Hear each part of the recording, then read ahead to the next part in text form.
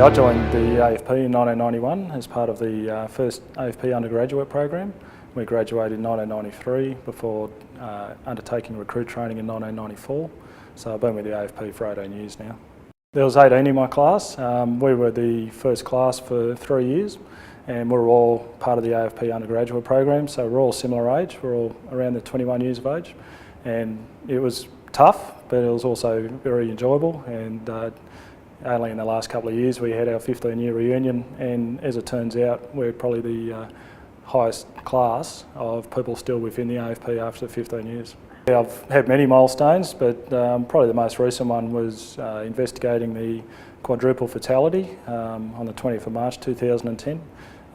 In my role as a team leader of the collision investigation team, I was the case officer. It was an incident where New South Wales police pursued a stolen car across the border into the ACT, and the stolen car went for a red light and cleaned up a family.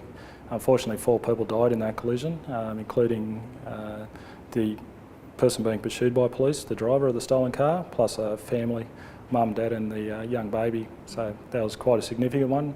It was significant from the point of view of not only the number of people that died, but it was a cross-border pursuit, so it involved New South Wales police, and at the same time it invoked a strong public debate about whether police should pursue or not pursue. Policing's got a lot busier these days. When I first started, it'd be nothing to start a night shift on the Monday and get your first job on a Thursday night. Whereas now the troops are busy from the time they walk into the door to the time they walk out. Accountability is a lot greater these days. The people on the front line are accountable to so many people, not only within the organisation but also externally to the courts and to the community. From the point of view of technology-wise, technology is, I was only saying the other day, if I was asked to walk into a room and search 500 filing cabinets for one document, I'd tell them to go away, but these days that's what's on a telephone or on a thumb drive. So technology has certainly made the job a lot more complicated than what it was before. When I was in Tuggeranong Crime, myself and Iffy Y from Traffic were going to court for the same matter, and when we were driving up Drakeford Drive near out the back of the Canberra village, there was a Rosella on the road which had been struck by a vehicle and looking a bit dazed. So Iffy White made us stop the traffic so we could pick up the bird, and his idea was to drop it off at the RSPCA on the way to court.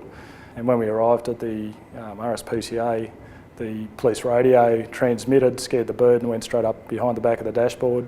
Unfortunately, the RSPCA couldn't get the bird from out of the dashboard, so we had to take it down to take the car to the radio techs, and the radio techs had to take the dashboard out of the car to retrieve the bird, and it was all good. I've been fortunate enough to work in general duties in criminal investigations and now in the collision investigation reconstruction team, but they're all highlights.